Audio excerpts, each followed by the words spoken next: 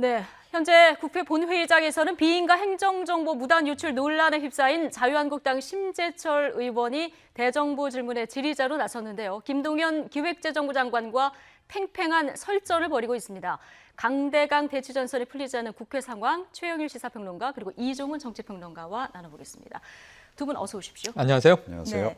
저희가 조금 전까지 국회를 연결해서 지금 설전을 벌이고 있는 맞습니다. 이 장면을 직접 봤습니다. 일단 어떻게 보셨습니까? 야, 이게 평론이 필요할까 하는 생각이 들어요. 왜냐하면 네. 점심시간에 정말 진검승부를 국민 여러분들이 텔레비전만 켜시면 바로 지금 YTN을 통해서 보시면서 아마 이 각각의 의견과 지금 분위기를 다 감시하셨을 거라고 생각이 됩니다. 간단하게 말씀드리면 정말 쟁점은 두 개입니다. 네. 김동연 경제부총리가 처음에 공세를 취한 것은 그 자료는 의원님이 보실 수 있는 자료가 아닙니다. 100만 건을 다운받으셨습니다. 문제가 있습니다였고요. 사실 이 심재철 의원이 처음에 시연을 했죠. 예. 이것을 다운받은 것은 불법이 아니다라고 하는 것을 입증을 하기 위해서. 그래서 이 시연 장면을 모니터로 보여줬는데요. 그 상황으로 본다면 굉장히 쉽게 들어가지네. 예. 그러니까 이게 심재철 의원 말씀이 맞네. 이렇게 또 보이기도 해요. 그런데 그 이후에 김동연 부총리가 자, 그 이후에 5단계가 더 필요하다. 그리고 이 파일 자체에 감사관실용이라고 돼 있기 때문에 이것은 정말 공무를 모르는 사람이면 헷갈릴 수도 있을 것 예. 같아요. 그냥 다운이 되면 내 거 아닌가 그럴 수 있지만 적어도 심재철 의원은 5선 의원 아니겠습니까? 그렇다면 감사관실용이라고 하는 게 어떤 의미인지. 근데 그 자료를 서로 봤어요. 그렇다고 한다면은 공식적으로 자료 요청을 해서 받을 수도 있는데 김동연 경제부총리 이야기처럼 100만 건을 그냥 무단으로 다운로드 받으면서 예. 불법성을 인지하지 못했을까? 이게 이제 검찰 조사의 핵심일 것 같고요. 그 외에 이제 내용 공방에 있어서는 예. 김동연 부총리가 대부분 청와대에서도 이 정도 총무비서관이 두 차례에 거쳐서 조목조목 해명을 했습니다만 상당히 해명을 해요. 예를 들어 오늘 새로운 사실이 뭐가 나올까 했는데 과기부가 골프장 이용한 금액이 크다.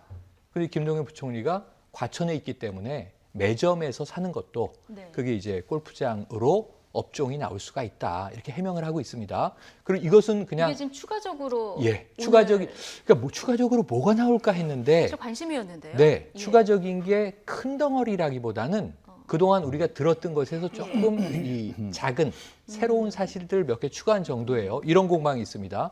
대부분 심야에 썼다고 하는 게 조찬일 수 있다. 이 김동연 부총리 얘기예요. 왜냐하면 9시 영업시간 이전 이 7시, 8시에 아침 식사를 했어도 심야로 찍힐 수가 있습니다. 예. 그런데 바로 이제 심재철 의원은 새벽 2시에 쓴 것도 있다. 이런 얘기를 하거든요. 그리고 또 을지 훈련 기간에도 밤에 이 주점이 찍힌 게 있다. 그럼 이제 김동연 부총리 얘기대로라면 이게 예. 심야에 뭐 비상대기를 하거나 야간 근무를 하는 직원들이 식사를 한 것으로 향후에 밝혀지면 문제가 없는 것이고 그 기간에 정말 술집에 가서 술을 곁들여서 음식을 먹은 것이면 문제가 되는 것이고 그러니까 아직은 판정하기가 어렵고요. 김동연 부총리가 전수를 감사원에 감사 의뢰했기 때문에 전수조사를 그 결과를 지켜봐 달라. 예. 그래서 문제가 드러나면 일벌백계 하겠다. 이렇게 예. 약속을 했습니다. 지금 질의자로 나선 심재철 의원, 원래 이제 최규일 의원이 오늘 대정부 전문 경제 분야 질의자인데 순서까지 바꿔가면서 오늘 투입이 된 거 아니겠습니까? 근데 김동연 부총리 뭐 조목조목 밀리지 않고 반박을 했습니다. 우선 국민의 한 사람으로서 굉장히 걱정이 됐네요. 어떤 부분? 그러니까 경제 분야 대정부 질문입니다. 예. 지금 우리 경제가 지금 좋은가요? 민생 경제 굉장히 어렵죠. 예. 내수 시장 지금 거의 지금 붕괴 단계입니다. 자, 그런 상황에서 경제 분야 지금 대정부 질의를 하는데 제1야당에 지금 상당히 원로급 의원이 나와서 이런 문제를 가지고 지금 이야기할 땐가? 지금 경제 현안이 산적해 있는데. 예, 그렇습니다. 그러니까 애초에 나오려고 했던 의원을 오히려 출전을 시켜서 경제 문제를 따져야 되는 시점 아니겠습니까? 예. 경제 정책에 오류가 있으면. 그리고 지금 정부 경제 정책에 대해서 자유한국당 불만이 많잖아요. 문제 제기도 그동안 해놓은 것도 많고 그런 거 따지기에도 지금 벅찬 그런 시간을 이런 식으로 허비할 필요가 있었는가? 전 자유한국당 지도부도 이건 분명히 잘못한 거고 심재철 의원도 정말 오늘 이렇게 특별히 나 좀 나가게 해달라고 요청을 했으면 뭔가 정말로 이 국가와 관련해서 심각한 위해가 될 만한 사안이 있어서 그걸 공개하러 나왔다면 납득이 예. 가지만 전혀 그렇지 않잖아요. 오늘 내용을 네. 보게 되면. 오늘 뭐 질의와 답변을 들어봤을 때 네. 예. 그러니까 뭐 창과 방패의 대결이라고 이제 비유를 했을 때 아니 그 정도 그 무딘 창을 가지고 나와서 무슨 싸움을 하려고 했는지도 전 납득이 안 가고 그리고 그 새로 공개한 내용들이 국민들이 보기에 아 이건 정말 심각한 문제다라고 느낄 만한 사안이었냐는 거예요. 경제 문제 지금 심각한데 그거 다 뭐 논의 뒤로 밀어놓고라도 이거 굉장히 더 중요하기 때문에 다뤄야 된다라고 할 정도의 사안을 이야기를 했냐는 거예요. 저는 중진 의원으로서 이건 좀 창피해야 될 일이다라고 생각해요. 스스로. 그리고 본인의 문제는 따지더라도 그건 다른 과정을 통해서도 지금 계속 공개를 하고 있잖아요. 기자회견. 아니 대정부 질문에 나와서 이런 걸 지금 한다는 게 이게 말이 됩니까? 저는 이게 좀 정말 좀 황당하다라는 생각이 들고 뭐 김동연 부총리 물론 준비를 하고 나왔겠죠. 그런데 그러니까 뭐 하여튼 김동연 부총리로서는 질문이 나오니까 답변할 수밖에 없을 거라고 생각을 해요. 한데 김동연 부총리도 사실 이런 논란보다 더 중요한 문제들에 대해서 이야기를 할 수 있도록 좀 유도를 했더라면 차라리 좋지 않았을까.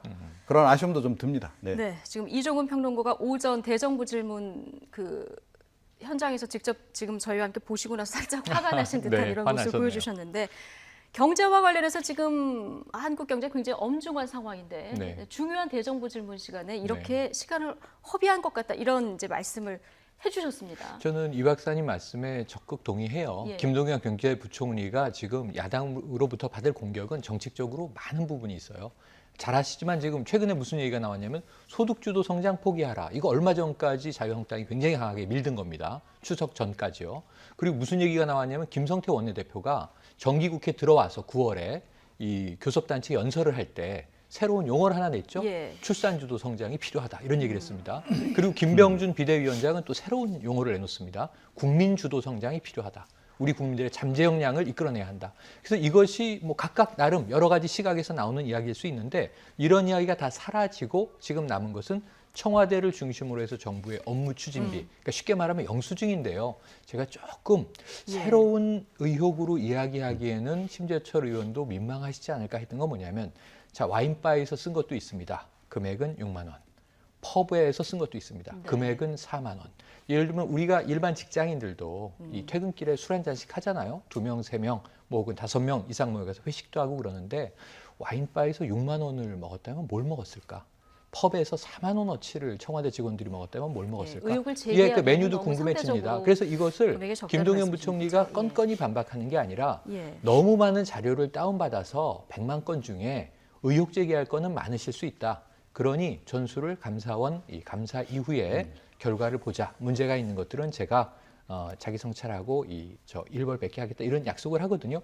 근데 이제 심재철 의원이 계속 공격을 하잖아요. 그러니까 지금 우리 국민들이 보고 있는 건 전 이것도 의미는 있다고 생각이 돼요. 네. 왜냐하면 언론 보도만 보면 궁금하거든요. 예. 청와대가 오락 비용으로 썼다는 게 뭔가, 임의용 비용으로 썼다는 게 뭔가. 예. 근데 해명을 들으니까 또 저렇게도 쓰일 수 있구나.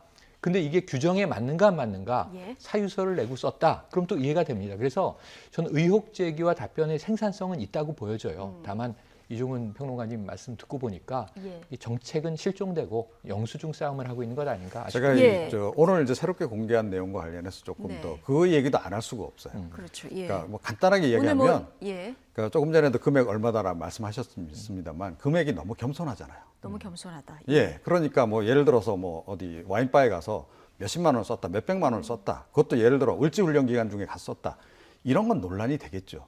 그런데 이런 정도 쓴 걸 가지고 이걸 뭐라 할 수는 의혹을 없다. 제기하기에 상대적으로 좀 민망한 그렇습니다. 수준이다. 그리고 다 예. 아시다시피 요즘에는 저녁 9시 정도 되면 대부분의 식당들이 다 문을 닫아요. 예. 자, 그런데 청와대 같은 경우에는 뭐 업무 시간이 정해져 있지 않습니다, 실제로.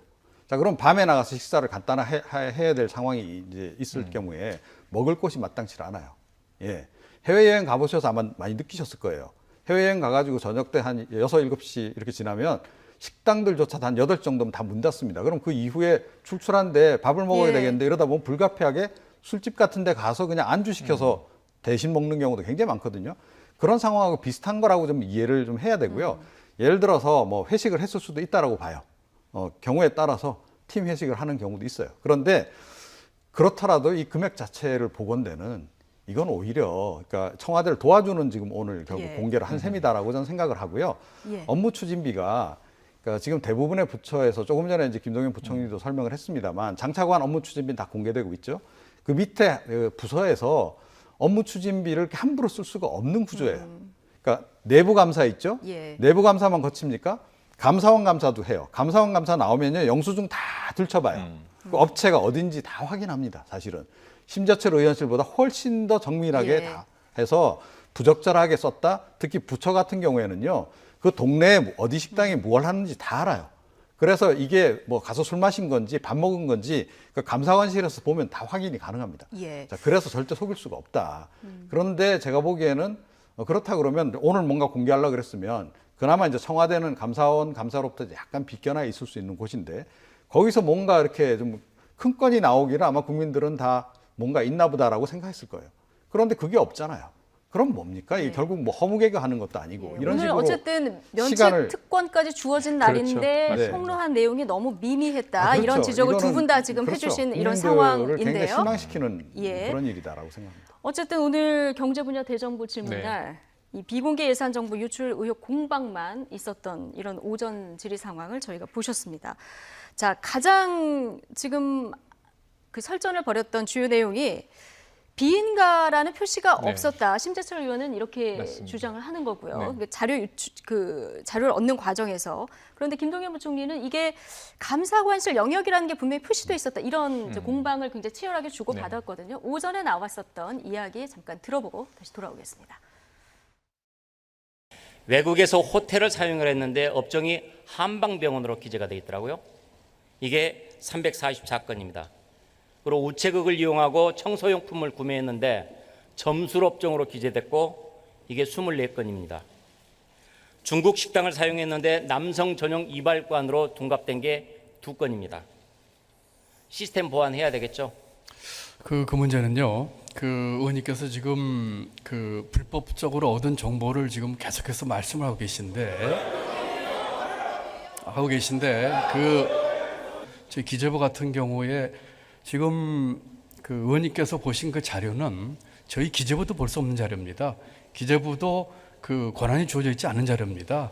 재정 관리가 굉장히 허술하다는 게 방금 이 현장에서 그대로 드러났습니다. 그냥 단순한 클릭 6번일 따름이었고요.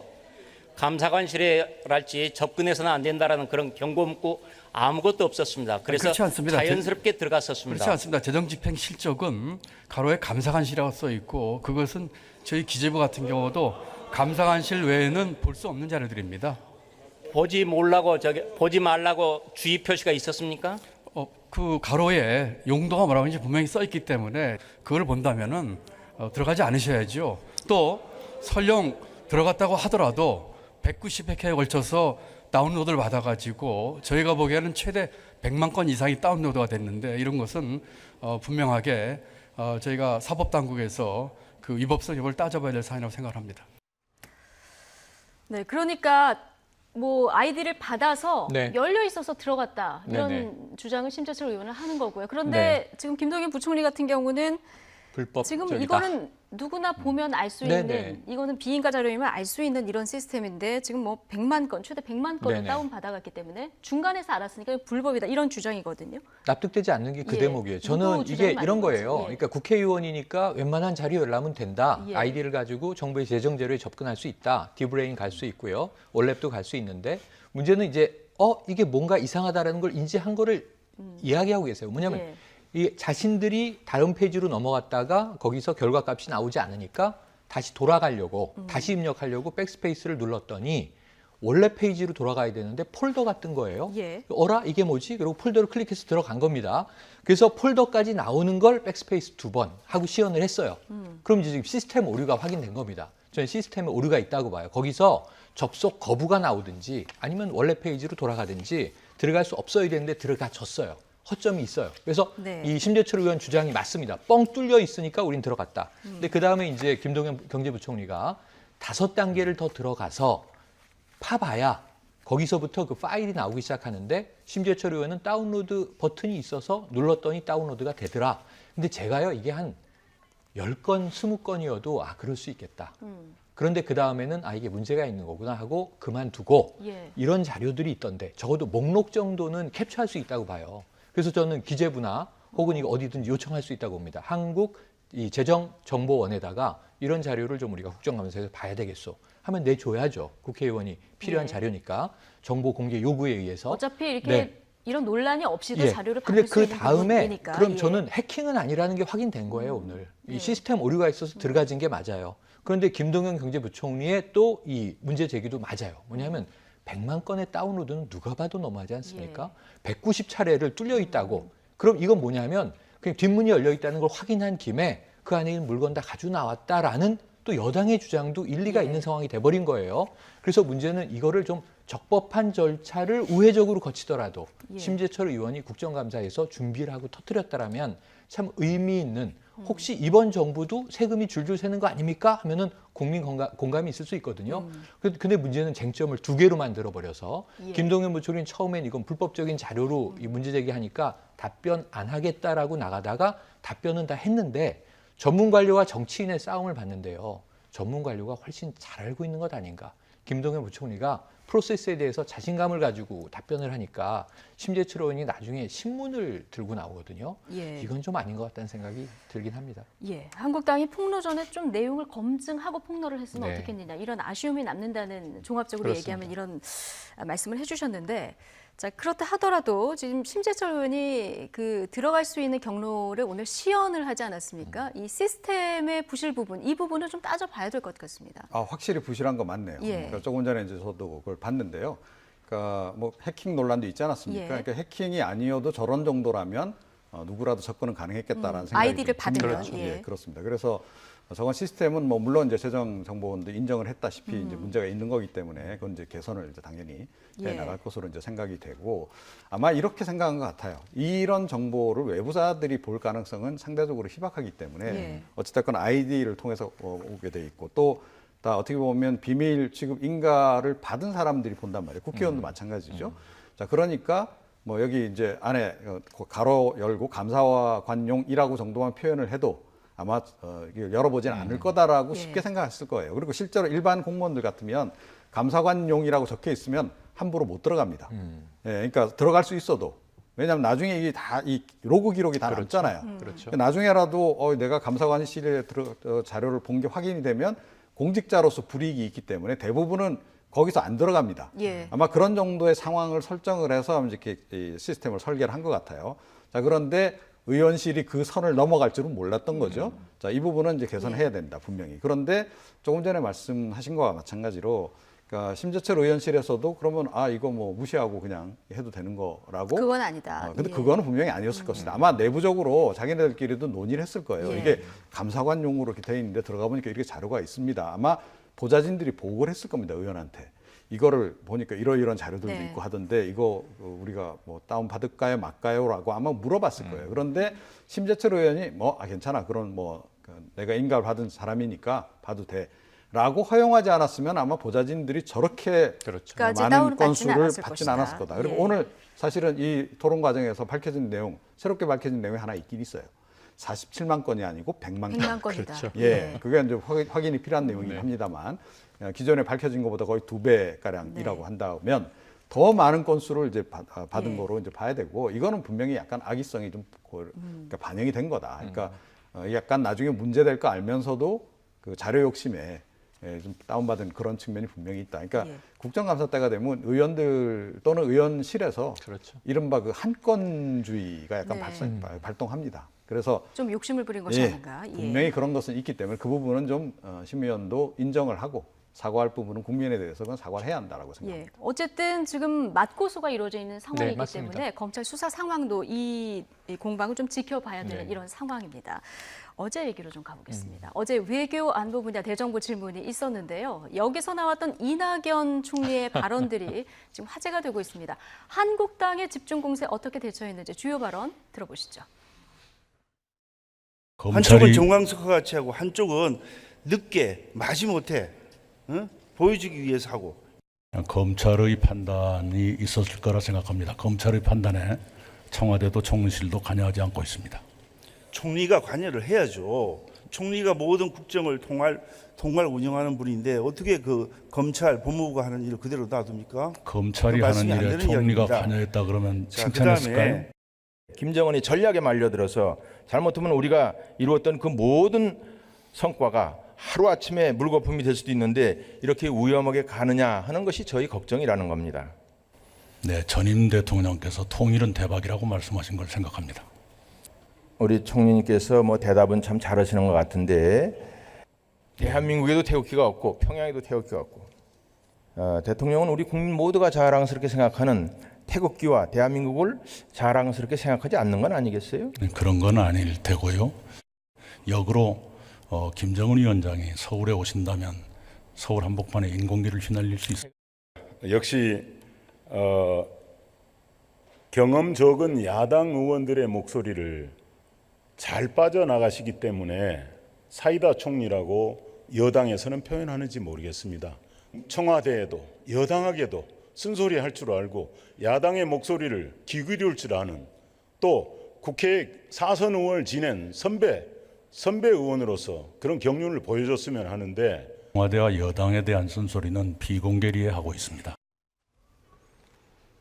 네, 직업이 대변인이다 이렇게 불리는 이낙연 총리. 국회에 나오면 발언들이 늘 저렇게 화제가 됩니다. 네, 아니 너무 재밌습니다. 예. 예를 들면 제가 그럼 뭐 검찰 법무부 일에 관여했으면 야당 의원들이 칭찬하셨겠습니까? 뭐 이런 정말 이렇게 기분 나쁘지 않게 돌려치는데 네. 듣고 나서 곰곰 생각해 보면 상당히 이제 논리적 배경도 탄탄하고요. 반론하기 어려운 이야기인데 재밌기까지 해요. 그러니까 제가 보기에는 말의 품격이나 말의 묘미를 굉장히 잘 활용하는 그런 이제 국무총리가 예. 지금 들어와 있는 거예요. 그래서 아까 저는 태극기 발언 같은 게 좀 무리수라고 보는데 평양 시민들이 당시에 인공기와 꽃술을 흔들었죠. 태극기는 보이지 않았어요.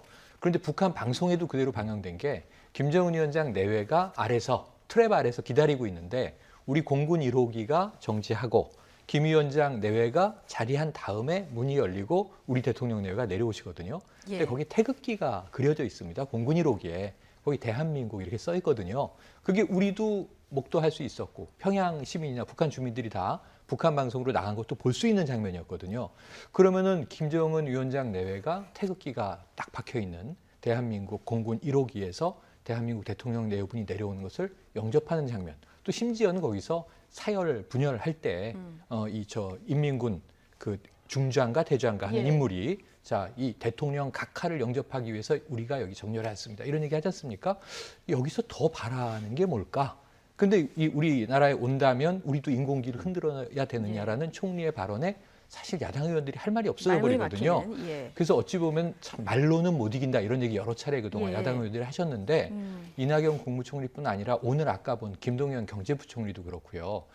저는 이게 언어, 화술의 문제가 아니고 논리와 어떤 사고 방식의 문제라는 생각을 좀 해봅니다. 예, 한국당 정의양석 의원의 발언도 조금 전에 들어보셨는데 뭐 후배 말을 경청하는 자세가 좀 부족하다 이런 취지의 발언을 했거든요. 이 지적에 대해서는 어떻게 보십니까?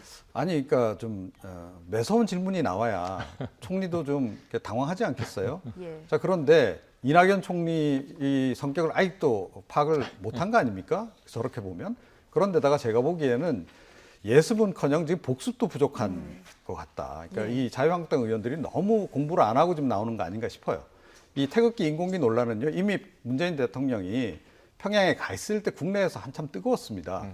아니, 한반도 기하고 이렇게 그것만 흔들지 북한 주민들이 뭐 태극기 왜 안 나타나느냐라고 얘기 벌써 나왔을 때 예.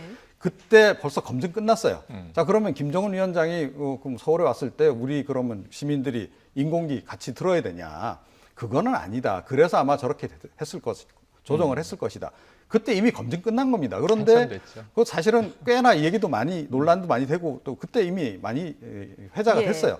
근데 그거 아직 공부도 안 하셨단 말이에요. 그거 얘기를 왜 다시 꺼내시냐는 겁니다. 하나만 한 얘기. 예. 그리고 분명히 이낙연 총리가 어떻게 답변할지조차도 예상이 가능한 저런 그 질문을 왜 하는지 전 납득이 참 안 간다. 그래서 너무 공부가 부족하신 것 같아요. 어제 이 발언은 어떻습니까? 한국당 안상수 의원이요. 문 대통령 측근들은 여적죄의 경계에서 왔다 갔다 하는 네. 사람들만 있는 것 같다. 이 발언을 했거든요. 여적죄를 찾아보니까 네. 적국과 합세해서 대한민국의 맞선 자를 처벌하기 위해서 맞습니다. 한국 전쟁 직후에 만들어졌는데 형법상 법정 형벌이 사형만 존재하는 그럼요. 큰 죄. 이렇게 돼 있습니다. 그 이런 공격은 어떻게 봐야 여적죄라고 될까요? 하면은 좀 어렵게 들릴 수 있죠. 예. 이 다른 말로 하면 우리가 국가반역죄라든가 또는 이제 뭐 반란죄 이런 얘기 많이 이제 하게 되는데 대통령을 향해서 여적죄다. 이건 조금 제가 보기에는 그 법적 엄정성보다는 이게 정치적인 수사라고 저는 이해를 하는데요. 정치적인 수사치고는 상당히 좀 국가원수 모독에 해당한다. 근데 이게 지금 정부에서는 국가원수 모독 이런 얘기 많이 안 하고 있어요. 오히려 노무현 대통령 때도 대통령은 이 술자리에서 CP라고 존재하는 거다. 대통령 욕 얼마든지 해도 좋다. 이런 얘기를 하신 바가 있어요. 문재인 정부도 그러한 이제 일종의 민주적인 정신을 계승했다면 대통령에 대해서도 비판할 수 있고 비난할 수 있고 심지어는 패러디할 수 있고 조롱할 수도 있는데 지금 여기는 국회지 않습니까? 국회에서 그 죄를 이제 끌어왔는데 여적죄라는 걸 끌어왔다. 그걸 대통령에게 적용할 수도 있다. 아슬아슬하다 이렇게 말씀하시면 거기에 대해서는 오히려 이낙연 총리가 역대 정권이 보수였건 진보였건 통일에 대해서는 우리가 이 부분에서는 민족사적으로 상당히 정색을 하는 모습을 그때는 보였습니다. 얼굴이 굳어졌습니다. 예. 얼굴 굳어졌었고요. 그런 대목에서는 저는 답변이 이렇게 조금 위트 있게 나오지 않았는데 야당 의원이 좀 선을 넘었다 이런 생각이 드네요. 예. 근데 이 경우는 그나마 그래도 복습을 한 경우다. 예, 복습하고 나온 거예요. 예. 안상수 의원 같은 경우. 그런데 이 복습하면서 이 참고서를 특정 상고서만 본 게 좀 문제입니다. 두루두루 봤어야 태극기 집회에서 나온 참고서만을 가지고 지금 질문을 한 게 문제예요. 그러니까 실제로 지금 태극기 혁명 국민운동본부 쪽에서 이미 문재인 대통령과 그 참모들을 여적죄로 지금 고발을 해놓은 상태입니다. 검찰에. 자, 그러니까 이제 그거를 이제 들으셨겠죠. 보기도 하고 신문에서. 자, 그러니까 와서 이제 발언을 이제 그걸 인용을 해서 발언을 하신 건데 너무 한쪽에 경도된 그 견해라는 거예요. 물론 그러니까 자기네들끼리 술자리에서 뭐 모여서 아주 뭐 굉장히 극우 보수 성향의 사람들이 만나서 야 이거 뭐 거의 반역이야. 내지는 뭐 아유 우리 군대를 말해 저렇게 포기하는 이런 얘기를 할 수는 있어요. 그런데 술자리에서 해야 될 얘기와 이 대정부 질문 석상에 나와서 해야 될 얘기는 구별을 해야 하는 거죠. 여전히 그게 좀 구별이 안 되는 거 아닌가 이런 생각이 듭니다.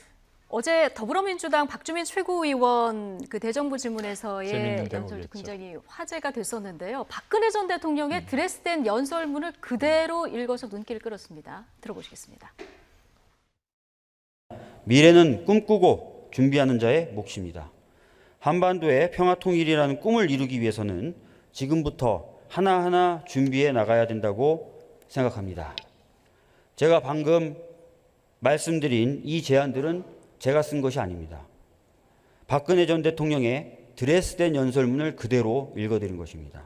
통일의 기회가 다가오는데도 놓치면 천추의 한이 될 것이기 때문에 기회를 놓치지 않기 위해 준비하는 게 이 시대 정치인의 사명입니다.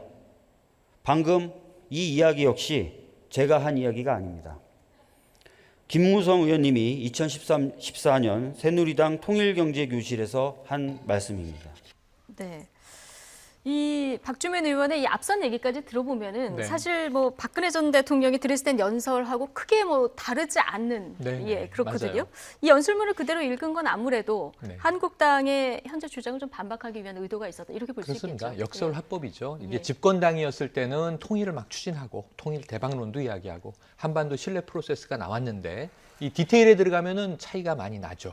그리고 그때도 이제 남북 정상회담은 MB 정부 때도 하려고 꽤 애썼던 이 흔적이 역력한데 이루어지지 않지 않았습니까? 오히려 북쪽에서는 굉장히 이제 비난을 거세게 쏟아내고 그런데 지금 이제 이런 그 올해 극적인 흐름을 보다 보니까 상당히 뭐 이 보수 야당에선 아쉬움이 있을 수 있겠지만 생리적으로 쉽지 않은 문제긴 합니다. 왜냐하면 축적된 역사 과정에서 북한이 또 접촉을 원하는 쪽이 있고 거부하는 쪽이 있고 이것도 상호적인 이제 상황이기 때문에 그래서 이제 박주민 의원은 역설 합법이죠. 일종의 누가 화자인지 얘기 안 해주고 이야기를 하면 마치 문재인 대통령이나 김대중 대통령이나 노무현 대통령 이야기 같은데 화자를 탁 공개하면 이게 박근혜 전 대통령이 한 말씀이다. 또 김무성 의원이 한 말씀이다. 그러면은 맥락은 같은데 왜 이렇게 입장이 달라졌을까? 그때와 지금과 여적죄까지 등장하는 마당이 됐으니까요. 그러니까 이런 좀 이 깨닫는 효과를 주기 위한 이 화법인데 이거 보세요. 지금 여당 의원들이 말을 잘하잖아요. 컨텐츠도 잘 인용하고 이런 부분에서 아까 복습위에서 말씀하셨는데 저는 이게 학습의 문제가 아니고 좀 발상의 전환을 할 필요가 있다. 보수 야당도 이럴 때 한번 변화해볼 이 계기를 삼아야 한다. 이런 말씀 드리고 싶네요. 네. 국회에서 이렇게 안보 공방이 치열하던 어제 70주년 국군의 날이기도 했는데요. 기념식 행사가 처음으로 저녁에 진행됐고요. 형식도 많이 달라졌습니다. 어제 70주년 국군의 날 기념식 어떤 부분이 눈에 띄게 달라졌는지 장민정 앵커가 정리해봤습니다. 국군의 날 기념식이 확 달라졌습니다. 우선 전례 없이 저녁에 열렸고요. 예전처럼 병력과 무기를 동원해 무력을 과시하는 행사가 아니라 올림픽 개막식을 보는 것처럼 재미있고 화려한 공연들이 펼쳐졌습니다. 또 군복무를 하고 있거나 군복무를 마친 연예인들이 총출동해서 자리를 빛냈습니다. 지금부터 제70주년 국군의 날 기념식을 거행하겠습니다. 네, 기념식 사회는 임시완 상병이 맡았습니다. 드라마 미생과 영화 변호인 등으로 이름을 알린 가수 겸 배우죠.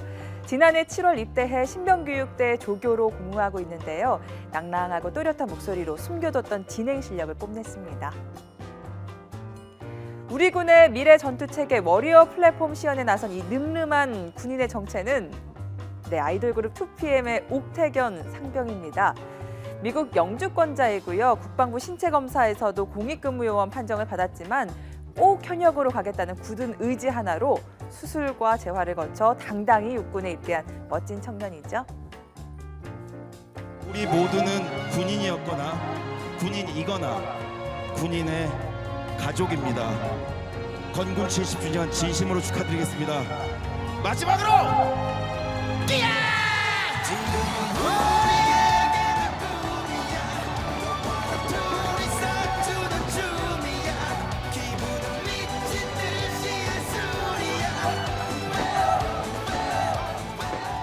네, 이 축하 공연은 군대와의 남다른 인연을 가직한 이 가수 싸이가 꾸몄는데요. 히트곡 챔피언과 강남스타일 등을 불러서 분위기를 후끈 달아오르게 했습니다. 아시는 것처럼 싸이는 부실복무 논란으로 한 번도 힘든 구대를 이 산업기능요원으로 한 번, 육군 현역으로 또 한 번, 2번이나 다녀왔고요. 쌍둥이 딸이 국군의 날에 태어났다고 합니다. 그래서 군대는 내 운명이라고 우스갯소리처럼 얘기하곤 하는데요.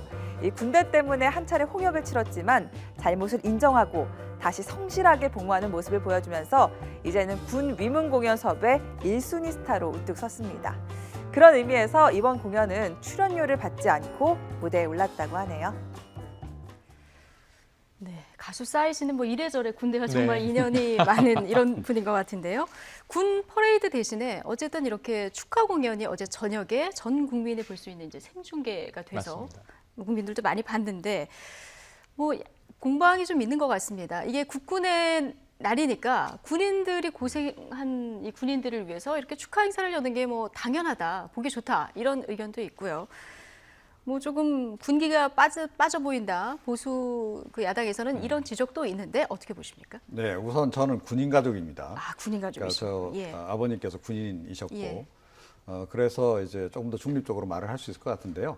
그러니까 약간 좀 너무 좀 갑작스럽긴 해요.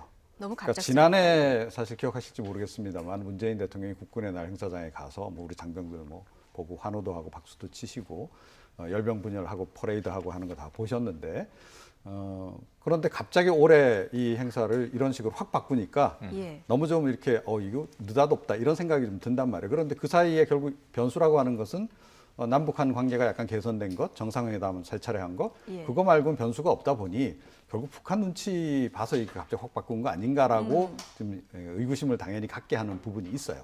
미리 좀 예고를 했더라면 좋았을 것이다라고 저는 생각을 합니다. 그러니까 올해까지는 예년의 기준에 의해서 그러니까 준비를 아마 충분히 해왔을 것이기 때문에 그대로 진행을 하고 내년 정도에 바꿨으면 그러니까 이거 국방개혁 차원에서 한다라고 얘기했으면 별 문제가 없었을 것이다. 그리고 행사 자체와 관련해서는 저는 개인적으로 옛날부터 이렇게 진즉에 바꿨어야 한다라고 저는 생각을 해요.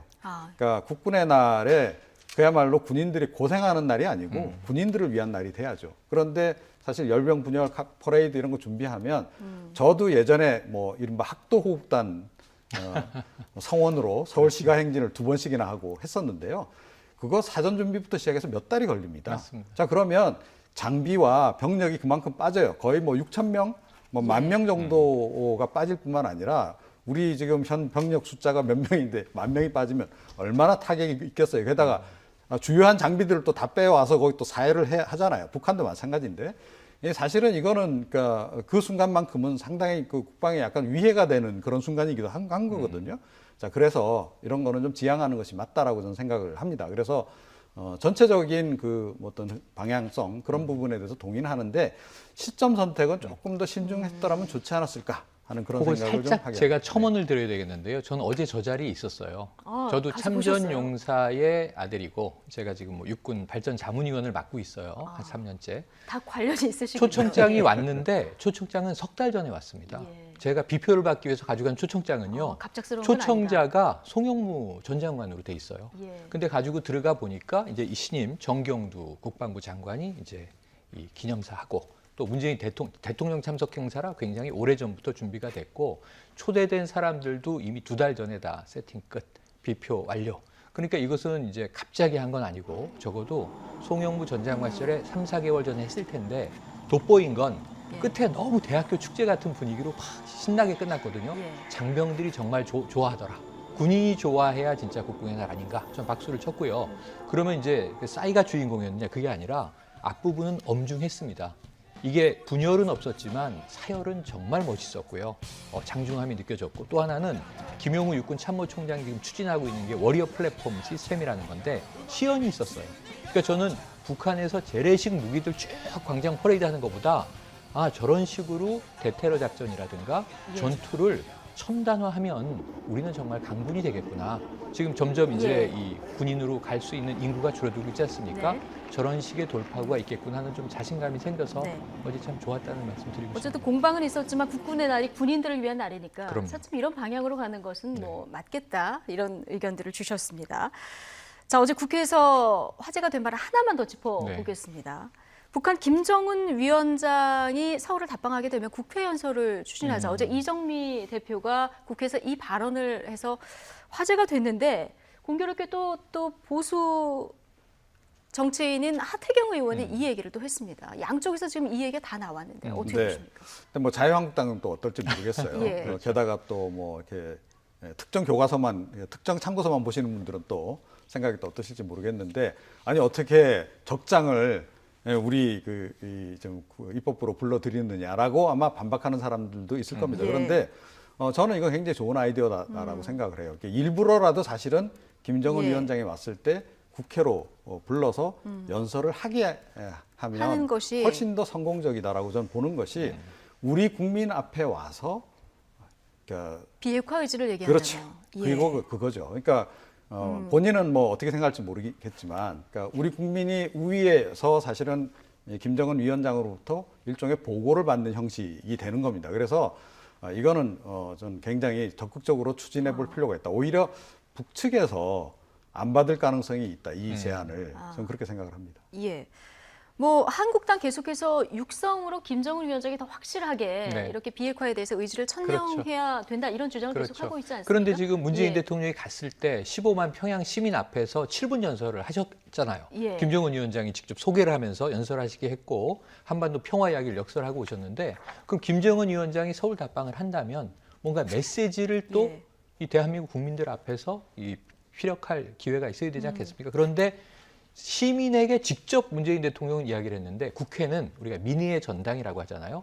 국민들을 대변하는 300명이 모여있는 민의의 전당인데 여기서 연설하는 것도 좋고 저는 서울 시민들 앞에서 연설하는 것도 좋고 다 좋은데 저는 김정은 위원장이 할 거라고 봅니다. 기회를 주면. 다만 거기서 어떤 장면이 연출될 것인가를 한번 가정해 보면 자유한국당 의원들이 끝까지 반대를 하고 결국은 퇴장하는 모습을 보이게 된다면 누구의 승리가 될까? 이런 이제 자꾸 상상들이 떠올라서 이건 이제 이 의회에서 초월해 어제 좀 성과 없이 끝났는데 잘 합의가 이루어지시기를 기대해 봅니다. 네, 어쨌든 남북 국회회담 얘기까지 나오는데 지금 우리 국회에서 협치부터 좀 이루어져야 되는 이런 상황인 것 같습니다. 최영일 시사평론가 그리고 이종은 정치평론가와 오늘 함께했습니다. 두 분 고맙습니다. 고맙습니다.